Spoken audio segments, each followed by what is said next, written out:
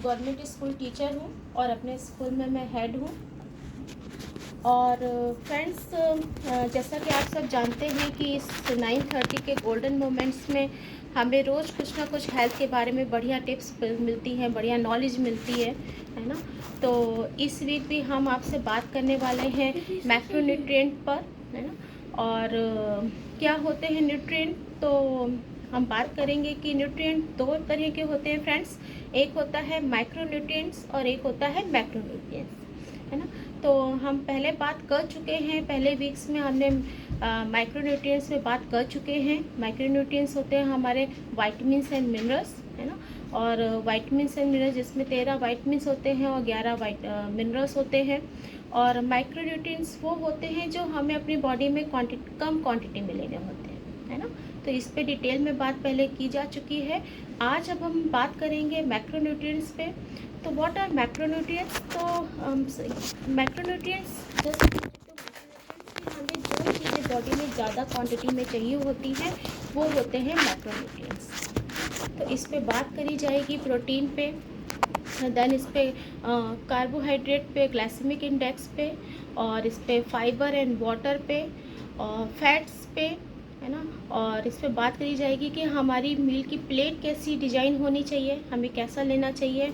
Then last में हम इस पे लास्ट डे ऑफ वीक में बात करेंगे कि किन सोर्सेज से हमें कितना लेना चाहिए, प्रोटीन कितना लेना चाहिए, और क्या क्या चीज़ें कितनी लेनी चाहिए जो कि हमारे वेट लॉस में हमें हेल्प करेगी।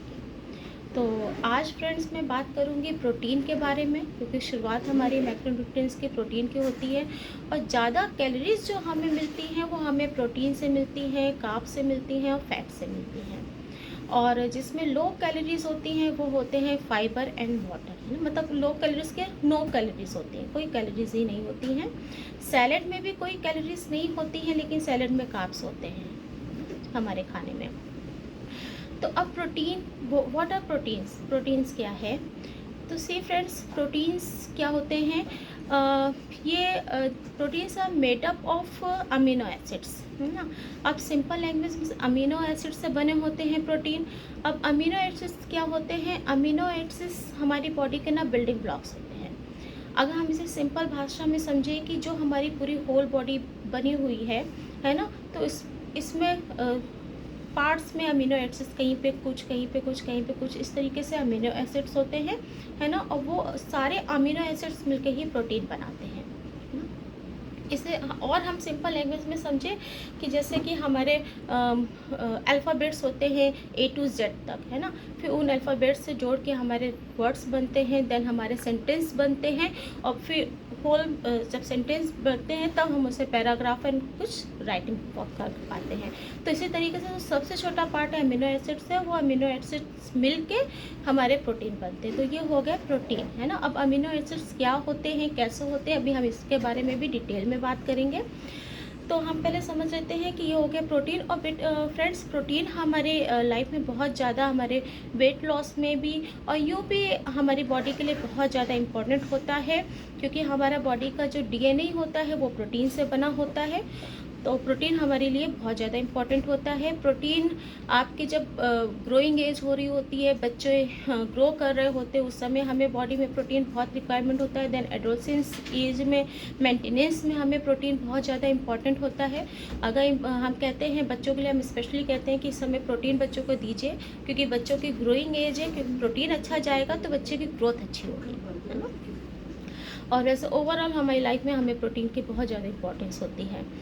अब प्रोटीन हमें कैसे मिलता है, क्या मिलता है, अभी हम सब डिटेल में बात करते हैं। प्रोटीन में फ्रेंड्स, 1 ग्राम प्रोटीन में हमें 4 कैलोरीज मिलती है। मतलब अगर हमने 1 ग्राम प्रोटीन लिया तो उसमें हमें 4 कैलोरीज मिल जाती हैं। और प्रोटीन और क्या काम करता है, प्रोटीन हमारे टिश्यूज़ पे काम करता है, हमारे टिश्यूज़ बिल्डिंग पे प्रोटीन काम करता है। और होता क्या है कि रोज़ हमारे सेल्स पे प्रोटीन काम करता है। हमारे सेल्स का जो भी वर्क होता है, एक जगह से चीज़ों को दूसरे सेल्स तक पहुंचाने का जो भी काम होता है, वो प्रोटीन, उस पर प्रोटीन यूज़ हो रहा होता है। टिश्यूज़ बनाने पे प्रोटीन का यूज़ हो रहा होता है। और हमारी बॉडी में रोज़ टिश्यूज़ ब्रेक होते हैं और रोज़ ही नए टिश्यूज़ बनते हैं, जनरेट होते हैं। तो इसलिए कहा जाता है कि आप अपना प्रोटीन का इंटेक अच्छा रखेंगे तो जो नए टिश्यूज़ बन रहे होंगे वो हेल्दी बनेंगे, और टिश्यूज़ हेल्दी बनेंगे तो ओवरऑल आपकी हेल्थ बहुत अच्छी होगी, है ना। आपकी स्किन में वो दिखाई देगा, आपकी हेल्थ में वो दिखाई देगा। इसलिए प्रोटीन का बहुत इंपॉर्टेंट रोल होता है। और अब हम बात करते हैं, हमने कहा कि हमारा जो प्रोटीन बना होता है वो अमीनो एसिड से बना होता है। तो अब अमीनो एसिड्स क्या होते हैं, हमारी बॉडी में ही होते हैं अमीनो एसिड्स। तो अमीनो एसिड्स जो होते हैं फ्रेंड, वो 20 तरीके के होते हैं, 20 टाइप्स के होते हैं, जिसमें 11 होते हैं नॉन एसेंशियल और 9 होते हैं एसेंशियल अमीनो एसिड्स।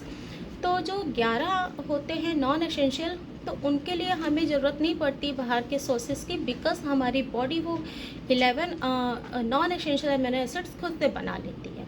तो उसके लिए हमें बाहर के सोर्सेज पे डिपेंड नहीं रहना पड़ता है। बट जो 9 अमीनो एसिड्स एसेंशियल वाले होते हैं, उसके लिए उसको हम अपने खाने से ले सकते हैं या सप्लीमेंटेशन से ले सकते हैं। उनको हमें इन तरीक़ों से पूरा करना पड़ता है, बिकॉज प्रोटीन की क्वांटिटी अच्छी रहनी चाहिए हमारी बॉडी में। तो हम बाहर के सोर्सेज से लेते हैं। तो हम कैसे ले सकते हैं प्रोटीन को? अब प्रोटीन जो कि हमने देखा कि एसेंशियल और नॉन एसेंशियल होता है, तो जब भी अगर आप मार्केट पे जाएं तो आप ये ज़रूर देखें कि आप हाई क्वालिटी का प्रोटीन लें। और जब आप प्रोटीन ले रहे हैं तो आप ज़रूर देखें कि उसमें वो 9 अमीनो एसिड्स के हैं या नहीं हैं, क्योंकि वो आपकी बॉडी में नहीं बनते हैं, आपको बाहर के सोर्स से ही लेना पड़ता है। आप अपने खाने से कंप्लीट कर सकते हैं या अदर बाहरी सोर्सेज से ले सकते हैं। तो उसको ज़रूर ध्यान में रख के आप प्रोटीन लें, है ना। अब आता है प्रोटीन में भी, अगर हम घर से प्रोटीन को इंटेक कर रहे हैं, जो हमें 9 अमीनो एसिड चाहिए प्रोटीन के फॉर्म में, तो हम घर से अगर उसको ले रहे हैं तो आप कैसे ले सकते हैं? अगर आप नॉन वेजिटेरियन हैं तो उससे आपको प्रोटीन का सोर्स मिलेगा, और वो एक कंप्लीट सोर्स ऑफ प्रोटीन होगा। क्योंकि अगर आप पोल्ट्री में फ़िश है, मिल्क है और मीट है ना, एग है, इन चीज़ों से आप प्रोटीन ले रहे हैं तो that is complete source of protein, पूरा प्रोटीन मिलेगा। बट थोड़ा सा उसमें रहेगा, क्योंकि इसमें कोलेस्ट्रॉल बहुत हाई होता है। तो प्रोटीन आपको पूरा मिलेगा, बट कोलेस्ट्रॉल हाई रहेगा तो वो आपके हार्ट में जाके अफेक्ट करेगा बाद में, है ना। फिर दूसरा सोर्स होता है इनकम्प्लीट प्रोटीन सोर्स, जो कि हमें अपने प्लांट बेस से मिल जाता है। लाइक हमें दाल से मिल जाएगा और लेंटिल्स से मिल जाएगा, राइस में मिल जाएगा, तो यहाँ से भी हमें प्रोटीन मिलता है। लेकिन इनकम्प्लीट सोर्स ऑफ प्रोटीन होता है, पूरा नहीं हमें अमीनो एसिड्स मिलते हैं। तो हम और कहाँ से ले सकते हैं प्रोटीन जो हमें कंप्लीट भी हो और बेस्ट भी हो? तो हम सोया ले सकते हैं, क्योंकि सोया, किनोवा और टोफू ये कंप्लीट सोर्स ऑफ प्रोटीन होते हैं। और गुड थिंग कि इसमें हमें कोलेस्ट्रॉल भी नहीं मिल रहा होता है, तो complete plant based source of protein के होते हैं, दैट इज़ हेल्दी, है ना। और हमें क्या कोशिश करनी चाहिए? तो ये तो हो गया प्रोटीन का, कि हमें इन तरीक़ों से प्रोटीन लेना चाहिए। एंड अब हम देखते हैं कि हमें जैसे हमने बोला कि हमें 1 ग्राम प्रोटीन से 4 कैलोरीज मिलती हैं, है ना। तो अब आता है कि किस पर्सन को कितना प्रोटीन लेना चाहिए। तो फ्रेंड्स, आप देखेंगे ये आप अपनी लाइफ स्टाइल के अकॉर्डिंग डिफ़ाइन कर पाएंगे। जब मैं आपको बताऊंगी कि कैसे लाइफ स्टाइल होगी तो आपको कितना प्रोटीन लेना है, वो आप ऐसे समझ सकते हैं सिंपल लैंग्वेज में कि देखिए, अगर आपकी सीडेंटरी लाइफ स्टाइल है, मतलब कि 1 मिनट पानी पी लो।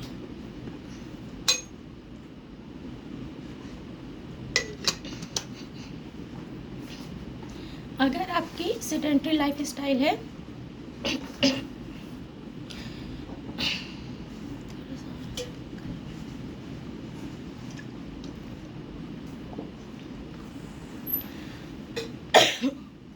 मतलब आप घर पर हैं, बाहर निकलने के लिए आप लिफ्ट का यूज़ कर रहे हैं, मार्केट जाने के लिए आप कार या बाइक का यूज़ कर रहे हैं, जितना आप पैदल चल रहे हैं वो घर के अंदर चल रहे हैं, ठीक है, और घर पे ही कुछ थोड़े बहुत काम कर रहे हैं, तो ये आपकी सेडेंटरी लाइफ स्टाइल है। और इस लाइफ स्टाइल में आपको जो प्रोटीन लेना है वो 0.8 ग्राम लेना है। पर बॉडी वेट, है ना। सपोज़ अगर आपका वेट 70 kg है, तो 70 kg है तो 70 × 8 आपको 56 ग्राम ही प्रोटीन की रिक्वायरमेंट है। अगर आपका लाइफ स्टाइल थोड़ा एक्टिव है मतलब कि आप थोड़ा वॉक पे जाया करते हैं, ऑफिस जाते हैं, वर्क में हैं, तो आपको अपना पर बॉडी वेट में 1.2 ग्राम प्रोटीन लेना है। मतलब 1.2 ग्राम प्रोटीन लेना है। अगर आप 70 kg के हैं तो आपको 84 ग्राम का प्रोटीन लेना है। अब अगर आप थोड़ा सा एंड्योरेंस है, मतलब आप वेट लॉस पे चल रहे हैं, आप वॉक पे रहते हैं, थोड़ा वर्कआउट भी आप करते हैं, तो इन दैट केस आपको 1.4 ग्राम प्रोटीन लेना है ना। और इसके अलावा एक और कैटेगरी है, अगर आप स्पोर्ट्स में हैं, आप जिम वगैरह जाते हैं, आप डंबल्स उठाते हैं, थोड़ा हैवी वर्कआउट कर रहे होते हैं, तो इन डैट केस आप 2 ग्राम प्रोटीन भी ले सकते हैं पर बॉडी वेट। तो अगर आप 70 kg के हैं तो आप 140 ग्राम पे प्रोटीन कंज्यूम कर सकते हैं, है ना। तो ये डिपेंड करता है कि आप किस तरीके की लाइफ स्टाइल ले रहे हैं, उस अकॉर्डिंग आप अपने प्रोटीन को ले सकते हैं। अब क्या होता है कि अभी हमने बताया कि जो हम प्रोटीन के ले रहे हैं वो प्लांट बेस्ड होता है, तो कंप्लीट प्रोटीन मिलता है जिसमें सोया में, किनोया में और टोफू में मिल जाता है। तो अब होता है फ्रेंड कि हम जैसे हमने अभी लाइफ स्टाइल की बात करी, एक होता है हमारा आर एम मतलब रेस्टिंग मेटाबॉलिक रेट, और एक हमारा हम जो खाना खा रहे होते हैं, खाना डाइजेस्ट हो रहा होता है, उसमें हमारी कैलोरीज बर्न हो रही होती है। एक होता है हम घर पे रह के या थोड़ा बहुत काम कर रहे हैं, जो एक्टिविटीज़ कर रहे हैं, thermal effect of activity, thermal effect of food, है ना, and R M resting metabolic. तो अगर आप सपोज़ अगर आप कुछ भी ना करें ना, अगर आप समझें आपकी बॉडी में प्रोटीन है, आप कुछ भी नहीं कर रहे हैं और आपका अगर रेस्टिंग मेटाबॉलिक रेट अच्छा है, तो भी आपका वेट लॉस लेटे लेटे भी होगा। अगर आप कुछ भी पूरे दिन में एक्टिविटी नहीं कर रहे हो, आपका रेस्टिंग मेटाबॉलिक रेट बहुत अच्छा है, तो भी आपका वेट लॉस होगा। फिर अगर सपोज एज्यूम करिए कि आपको 2000 कैलोरीज आप ले रहे हैं, टीडी मतलब कि total daily energy expenditure.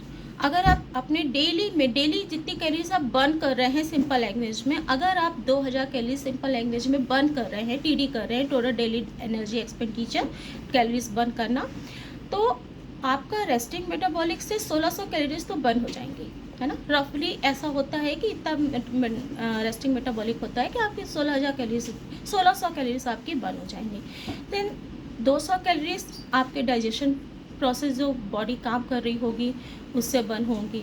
Then 200 calories आपका जो आप एक्टिविटी कर रहे होंगे दिन में उससे बर्न हो जाएंगी। तो इस तरीके से आपकी इतनी कैलोरीज तो बर्न हो ही जाएंगी।